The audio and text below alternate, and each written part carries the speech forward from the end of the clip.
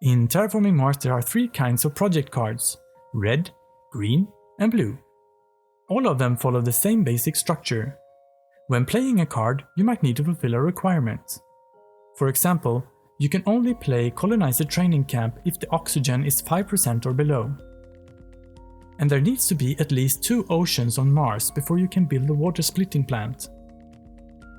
After making sure you have met any requirement, you pay for the card using resources from your Mega Credit resource box on your player board.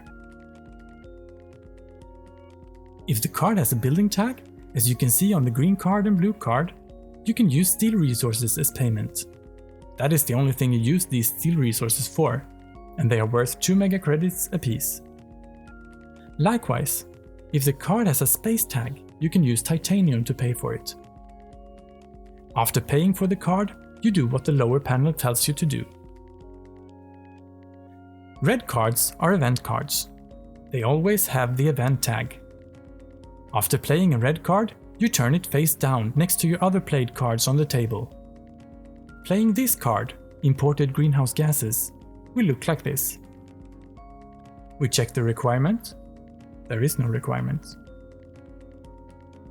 Because it has a space tag, we can use our 2 titanium resources and 1 Mega Credit to pay for it. That makes 7 Mega Credits. Then the card tells us to increase our heat production, like this, and then to gain 3 heat resources. As you will see, all cards use both symbols and text to show you how they work.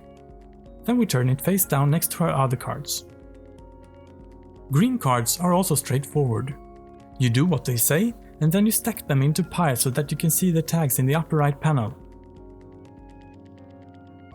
This card says that oxygen must be 5% or below, so we check the oxygen scale on the game board to confirm that.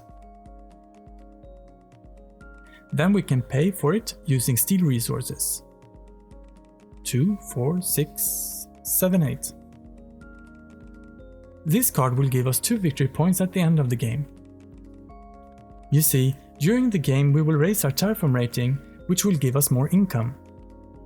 And then, at the end of the game, we will search all our played cards for victory points, which will add to the Terraform rating and give us a final score. So, now we stack this card, and once it's out there, it stays there, even when the oxygen rises above 5%. Blue cards use actions and effects. You perform the lower panel, just as you do with red cards and green cards, and place it on the table. Then you need to keep track of this upper panel for the rest of the game. It either has an action, indicated by a red arrow, or it has an effect, indicated by a colon, telling you to react on something happening in the game. This effect says that whenever anyone places an ocean, you gain 2 plants. As for actions, you can use them once per generation. If you want to use an action, place your marker on the card and do what the upper panel says. In this case, it tells you to spend 3 of your energy resources in order to raise the oxygen. And because you raise the oxygen, you get to raise your Terraform rating. When the generation is over, take away your player marker so that you can use the card again next generation. Corporation cards also use these actions and effects, and they work just like other blue cards. Do the action and place your marker, or react to something if you have an effect. Our Corporation Thorgate has an effect saying that we get a discount of 3 Mega Credits whenever we play a card with a power tag, or when we buy the standard project power plant from the game board. Now, let's say we want to use our first action on our turn to play this card, Birds. Let's say oxygen is at 13% or above that. Then the lower panel tells us to decrease any plant production 2 steps. The red borders on the icons are there to tell us we do not have to target ourselves. Still, we can only target 1 other player. So if your opponents only have 1 plant production each, that means you have to target yourself if you want to play this card. If you have 2 plant production, that is. What I'm saying is this: if you cannot perform a card, you're not allowed to play it. But there are 3 exceptions to this rule. You can play a card that raises ocean, temperature, or oxygen, even if they are at their maximum. You do not get any terraform ratings if you are not actually raising the parameters, but you can still play the card and benefit from its other effects.